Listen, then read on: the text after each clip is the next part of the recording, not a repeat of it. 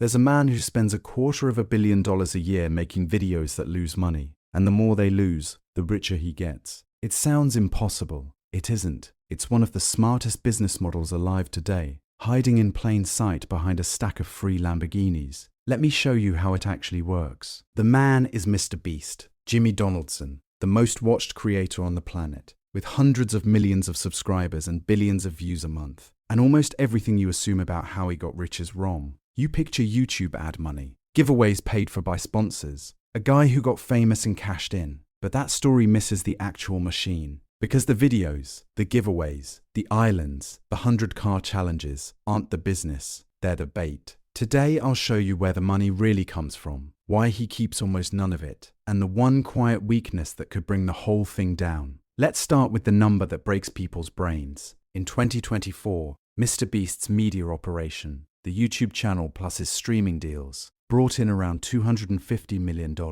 and it lost roughly 80 million of it. Read that again. The biggest channel in the world isn't a profit machine, it's a money furnace. The reason is simple. The videos cost a fortune. His company spends something like $250 million a year on content, more than many Hollywood studios spend on a single blockbuster, except he spends it again and again, all year long. The giveaways are real, the sets are real, the prizes are real, and YouTube ad money, even at his scale, comes nowhere close to covering it. So if the videos lose tens of millions a year, and he's worth over $2.5 billion, the money is coming from somewhere else entirely. Here's the key that unlocks everything. MrBeast isn't selling videos. He's harvesting attention and pointing it at things he owns. Think about what he actually has. Hundreds of millions of mostly young viewers who trust him, watch him, and want to be part of whatever he's doing. To a normal company, reaching that many people cost hundreds of millions in advertising.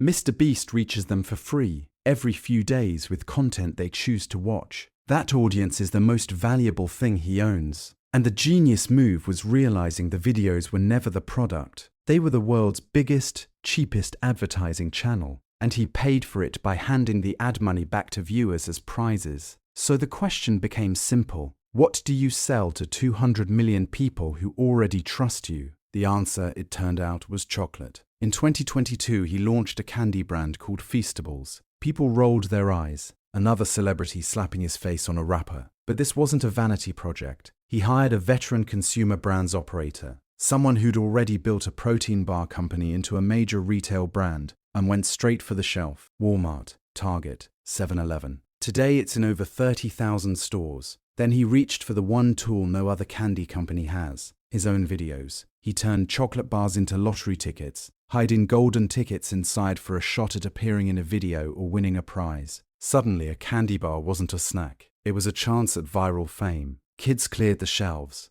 And here's the punchline. In 2024, Feastables made around $20 million in profit on $250 million in sales. It was the only part of his entire empire that turned a profit. The videos lose money. The chocolate prints it. Now you can see the machine. It's a loop. The videos build the audience. The audience buys the products. The profits fund even bigger, more insane videos. The bigger videos pull an even bigger audience, who buy even more product. Round and round. Business people have a word for this, a flywheel. Each turn makes the next one easier. And once it's spinning, it's brutally hard to copy. A competitor would first have to build an audience of 200 million people, which costs more time and money than almost anyone has. The losses on the videos aren't a failure, they're the fuel. He's not running a YouTube channel that happens to sell candy. He's running a products company that happens to own the best marketing engine ever built. But owning the flywheel is only half of why he's a billionaire. The other half is a number most people never stop to think about. Stick with me. Here's the part most people completely miss. MrBeast isn't rich because of cash in a bank account. He's actually said he keeps less than $1 million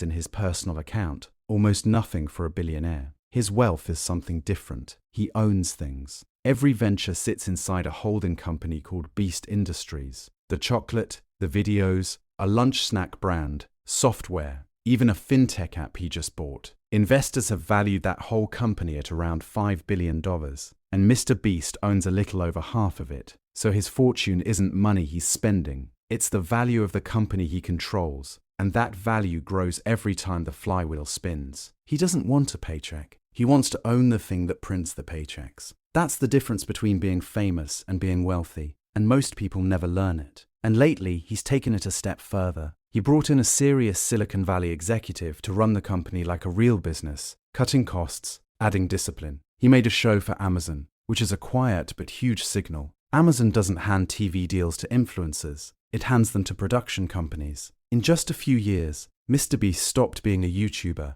and became a media institution, one some insiders now whisper could one day go public on the stock market. So is it bulletproof? No. And the weakness is the very thing that makes it work: attention. The whole empire rests on MrBeast staying relevant and trusted. The moment the audience cools, the free advertising vanishes, and the products lose their magic. We've seen this movie. A rival energy drink, Prime, from two other YouTubers, blew past $1 billion in sales in 2023, then collapsed by roughly 75% in 2 years. Once the novelty wore off, hype is rocket fuel, but it burns fast. So the real question hanging over Beast Industries is this: is it a genuine consumer company that will outlast its founder's fame, or a fame company that sells candy with an expiration date nobody can see? Step back, and the lesson goes way beyond one YouTuber. The biggest creators on earth figured out something most businesses still haven't. The content was never the product, the attention is. The videos you watch for free aren't the thing being sold. They're the store being built around you.